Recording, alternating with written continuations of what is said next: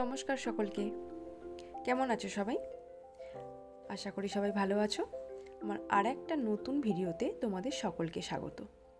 Thumbnail দেখে বুঝেই গেছো যে আজকে আমি কোন স্টিচ সম্পর্কে আলোচনা করতে চাইছি। হ্যাঁ, ঠিকই ধরেছো। আজকের স্টিচটার নাম হলো বুলিয়ান স্টিচ।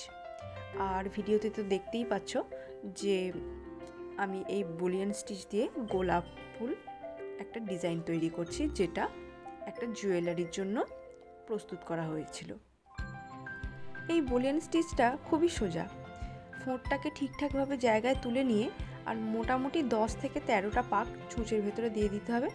দিয়ে একটু ভালো করে টেনে নিয়ে আর যেভাবে ভিডিওতে দেখাচ্ছি ঠিক সেইভাবে ছুঁচটাকে বসিয়ে দিলে পরেই আমাদের বুলিয়ান স্টিচ রেডি হয়ে যাবে।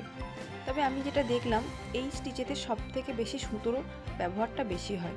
অন্যান্য সেলাইতে এতটা সুতোর ব্যবহার হয় না যতটা এতে ব্যবহার হয়।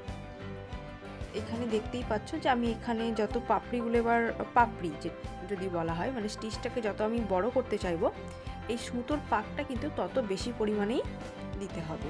তাহলেই পাপড়ি বা স্টিচটা বড় বড় হয়ে যাবে। তাহলেই আর জাস্ট ভরাট করলে পরেই আস্তে আস্তে ডিজাইনটা ভরাট হয়ে যাবে। আমি বড় বড় ফুলগুলো তৈরি করার সময়তে 6 সুতো ব্যবহার করেছিলাম। আর কুড়ি হিসাবে যখন আমি কাজটা করছি তখন ছুঁচটাও ছোট ছুঁচ নিয়ে নিয়েছি, আরও সরু, এবং সুতোটাও 4 তার বা 4 প্লাই সুতো আমি ইউজ করেছি।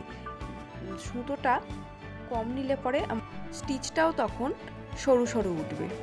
অর্থাৎ মোটা সুতো, মানে 6 সুতো নিলে তখন স্টিচটা মোটা মতন হবে। দেখতেই পাচ্ছ ছবিতে যে ফুলগুলোর যে স্টিচটা কত মোটা মোটা হয়েছে। ছুঁচটাও তখন বড় নিতে হবে। আর যখন আমি এটা 20 হিসাবে তৈরি করছি তখন একটু সরু হয়েছে। দেখো হাতটা রেডি হয়ে গেছে। এটা একটা কাস্টমাইজ ডিজাইন ছিল। তো এই সাইজ আর এই রকম বিভিন্ন রকমভাবে এই ডিজাইন করা যায়। এটা একটা খুব সিম্পলের ওপর আমি বানিয়েছি। জাস্ট 6টা ফুল আর তার পাশে আশেপাশে একটু পাতার কুড়ি। তবে এই স্টিচ দিয়ে অনেক অনেক অনেক রকম ডিজাইন করা যায়। ইচ্ছা আছে আরও একটা নতুন ডিজাইন আনার। আমার এই নতুন ডিজাইনটা কেমন লাগলো জানিও। তবে এটা একটা আমি আগে ব্রোচও বানিয়েছিলাম। আর চ্যানেলটা ভালো লাগলে পরে, কাজ ভালো লাগলে পরে প্লিজ চ্যানেলটা একটু আমার সাবস্ক্রাইব করে দিও। Thank you.